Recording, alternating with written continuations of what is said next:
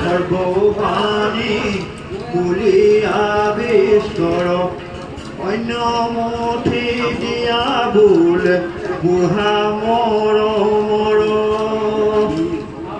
বুঢ়া বল ঢক যেন ইহছে নাদৰে তাকো ভাইজা পুত হবে সেই মতে কৰে। কৃষ্ণ কেৱল বাপাই সমস্ত সাধু সংগে মূৰ পাৱে নকৰে ভকতি এমন সংসাৰে ভ্ৰমে লভিয়া দুৰ্গতি যেবে ভাজ্যা পুত্ৰ ভিত্ত ভৈল পশুচৈ কৃত ভৈলো বুলি পাছেহে মানুহে তেবে তাৰা হবক পোষণ চিন্তা জৰে নাহি কিছু হুক সৰ্ব অংগ দাস কৰে। তাৰমানে যেতিয়া বয়স যৌৱন অৱস্থাত থাকিব পুত্ৰ পৰিবাৰ পোষণ দিব আৰম্ভ কৰিছে, সেই সময়তে কি হৈছে ভাজ্যাৰ দাস হ'বলগীয়া হয়। ভাজ্যাৰ দাস মানে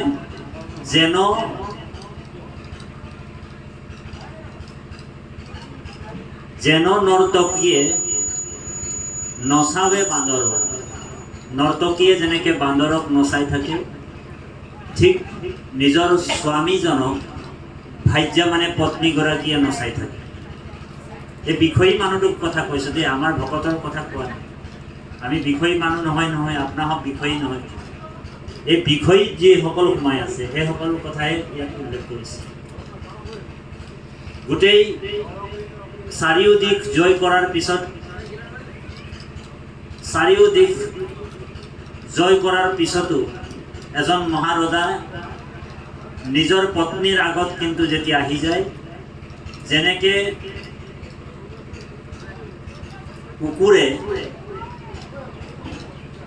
লাহেকৈ নেঙুৰটোৰ তলফালে সোমাই লয়, ঠিক আইগৰাকী এক ধমকনি লগাই দিলে লাহেকৈ চুপ হৈ থাকি যায়। সেই বিষয়ী মানুহ এই কথাটোকে ইয়াত উল্লেখ কৰিছে যে যেবে ভাজ্যা পুত্ৰ ভিত্ত ভৈল পশুচয় কৃত ভৈলিও বুলি পাছেহে মানুহ। আৰু দিনে ৰাতিয়ে কেনেকৈ মই ল'ৰা ছোৱালীবিলাকক পোষণ কৰোঁ, ক'ৰ পৰা টকা ঘটিম, কাক অন্যায় কৰিম, এই বুলি চিন্তা কৰোঁতে দিনে ৰাতি তেওঁ অকল পুত্ৰ পৰিবাৰৰ কথা চিন্তা কৰিয়ে সময়বিলাক পাৰ কৰি দিয়ে। কিন্তু সেই বিষয়ী মানুহজন কেতিয়াও সাধু সংগ ল'বলৈ যত্ন নকৰে। কপিলে কৈছে মোৰ নামত তেওঁৰ কিন্তু তেতিয়াও নাম ল'বলৈ তেওঁ ইচ্ছা নকৰে। তাৰপিছত কৈছে সৈন্য বেচা নাৰীৰ শৃংগাৰৰ ৰস পাই বোলে আৰু আতপৰে কিছু সুখ নাই। আচল সুখটো সেই পুত্ৰ পৰিবাৰতে তেওঁ দেখা পায় আৰু ইয়াতকৈ আৰু সুখ নাই বুলি ভাবি পৃথিৱীৰ আনন্দ লৈ থাকে। সবাল পুত্ৰৰ শুনি মধুৰ বচন, অকণমানি ল'ৰাটোৰ যেতিয়া মাতষাৰ শুনে তেওঁ দুখ গৃহে সুখ মানি থাকে সৰ্বক্ষণ। আৰু সেই আনন্দবিলাকতে তেওঁ মজি ঈশ্বৰক পিঠি দিয়ে, ঈশ্বৰক পাহৰি থাকে। তাৰপিছত কি কৈছে, যাহাকো পুখিলে আতি অধুগতি যায়, তাখম্বাকো পুখে আতি কৰিয়া অন্যায়। কেনেকৈ অন্যায় কৰি পুখিছে, যেবে দেখে আপোনাৰ অৰ্থ বৈলক্ষয় পৰৰ ধনক তেবে মনত বাঞ্ছয়। নিজৰ টকা যেতিয়া শেষ হৈ যায় তথাপিও অন্য ঘোষ খাই কিনি হ'লেও, ঘোষ লৈ কিনি হ'লেও নিজৰ ল'ৰা ছোৱালীবিলাকক ভালকৈ ৰাখিবলৈ যত্ন কৰে।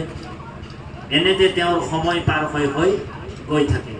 গৈ কি হয় এই কথাটো কৈছে, যেবে দেখে আপোনাৰ অৰ্থ বৈলক্ষয় পৰৰ ধনক তেবে মনত বাঞ্ছয়। এহি মতে যুৱাকাল বিফলে গোৱাই। আৰু জোৱান কালটো যৌৱন অৱস্থাটো শেষ কৰি দিয়ে। তাৰপিছত কৈছে পাছে আহি তাক বৃদ্ধ কাল লাগ পায়। আৰু যেতিয়া বৃদ্ধকাল হয়, বৃদ্ধ যেতিয়া অৱস্থাত হয় কুটুম্বকো পুহিবাকৰ নাহিকে শকতি।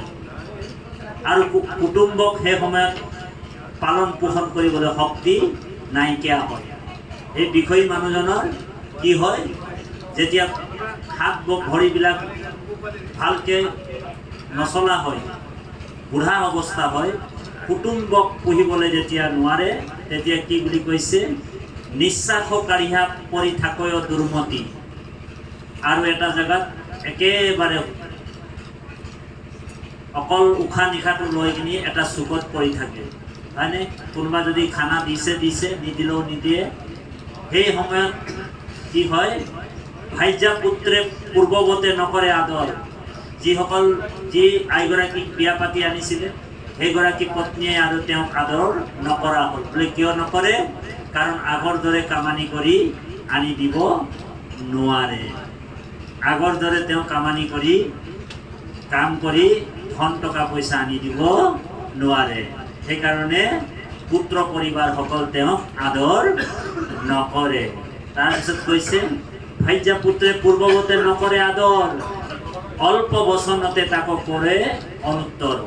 অকণমান যদি ভাল বস্তু খাবলৈ ইচ্ছা কৰে, বুঢ়াটোৱে কি বুলি কয়, বুঢ়াটোৱে যদি অকণমান ভাল বস্তু খাবলৈ ইচ্ছা কৰে, তেওঁক কদৰ্থনা কৰে, তিৰস্কাৰ কৰে। কি বুলি কৰে ইয়াত দিছে যে, নপাৰ পুষিবে বুঢ়া খাইবে মাত্ৰ চাহ। তোক অকল ভাল বস্তু খাব লাগে, আমাক পুহিব তইতো নোৱাৰ, অকল তই ভাল বস্তু খাব লাগে, হা? সেইবুলি গালি পাৰে। আৰু গালি পাৰি কি কথা কয়, এভোক কি কাৰণে বুঢ়া মৰিয়া নজাখ। বোলে এতিয়া বোলে তই মৰি নাযাও কিয়, এনেকুৱা বুলি কৈছে। এইটো হৈছে বিষয়ীৰ অধোগতি। এহিমতে খৰ্ববাণী বুলিয়া বিস্তৰ, অৰ্ণমুঠি দিয়া বোলে বুঢ়া মৰ। যদিও অৰ্ণমুঠি দিছে, তেতিয়া এটা কথা পুতবাণী কৰিছে। কি বাণী? যে এই বুঢ়া তই মৰ, এইটো খা, আৰু এই সাজ লাষ্ট, এই সাজটোক লাষ্ট দিছো, তই এই সাজ খাই কিনি তই যাগে যা, এই বুলি বুঢ়াটো মানে আপোনাৰ কদৰ্থনা কৰিছে। আৰু আমাৰ অৱস্থাটো সেইটো টানি ল'ব লাগিব নিজতে। ভাগৱতৰ কথাবিলাক আনলে নহয় দেই, নিজলে। ভাগৱত হৈছে আত্মবিশ্লেষণ, পৰীক্ষিত মাত্ৰ নিমিত্ত, হয়নে? ভাগৱতৰ কথাবিলাক কাক কৈ আছে? আমি ভাবিছোঁ পৰীক্ষিতক কৈ আছে, বোলে নহয়, ভাগৱতৰ কথাবিলাক আমালে কৈ আছে। পৰীক্ষিত মাত্ৰ নিমিত্ত, পৰীক্ষিত মাত্ৰ চকীদাৰ। পৰীক্ষিতৰ যোগেদি আমালৈ ভাগৱত কৈ আছে যে আমিও যদি তেনেকুৱা বিষয়ী হওঁ, আমাৰ জীৱনত যদি বিৰক্তি নাহে, আমাৰ জীৱনত যদি বৈৰাগ নাহে, পুত্ৰ পৰিবাৰ ধন টকা পইচাত যদি আমাৰ আসক্তি হয়, তেনেহ'লে আমাৰো সেই অৱস্থা হ'ব বুলি কৈছে। সেইকাৰণে ইয়াত কৈছে, আকৌ অকণমান পাঠে কি কৈছে, অকণমান পাঠৰ মাজত সোমাই যাম। জয় গুৰু কৃষ্ণ।